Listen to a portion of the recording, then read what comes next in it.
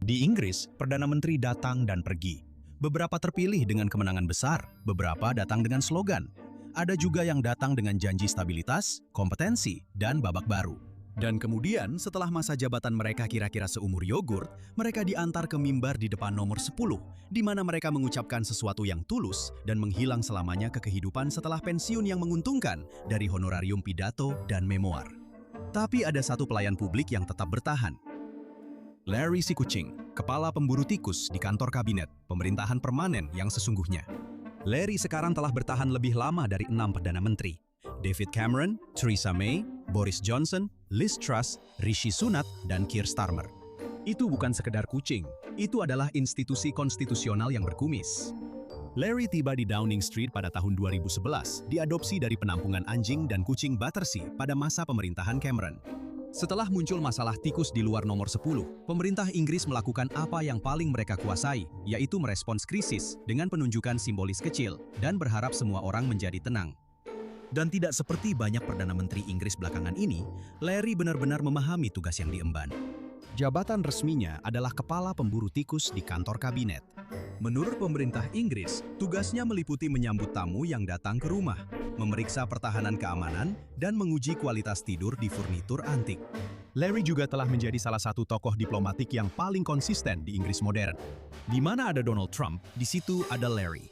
Di mana ada Presiden Ukraina Volodymyr Zelensky, di situ ada dua Larry.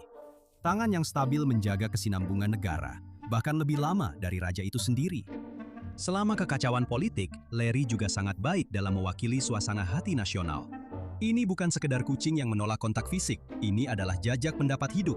Tapi jangan berpura-pura bahwa Larry hanya bersifat seremonial. Dia bukan sekadar maskot berbulu yang tergeletak di atas mesin pemerintahan. Dia secara resmi adalah pemburu tikus.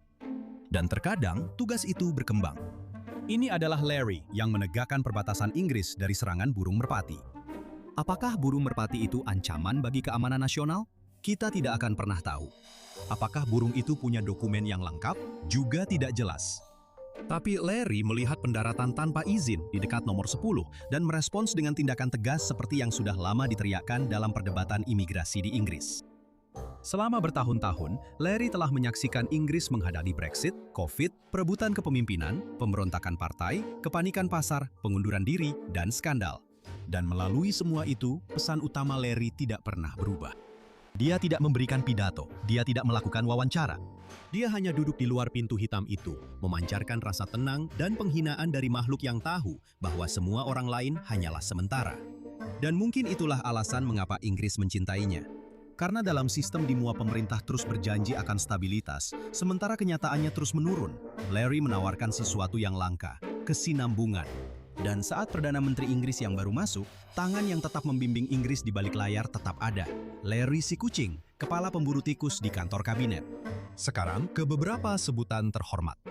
Petugas podium di Downing Street, pria yang muncul di depan nomor 10 untuk menyiapkan panggung bagi kepergian. Dan sebuah selada yang menjadi terkenal karena bertahan lebih lama daripada mantan Perdana Menteri Liz Truss.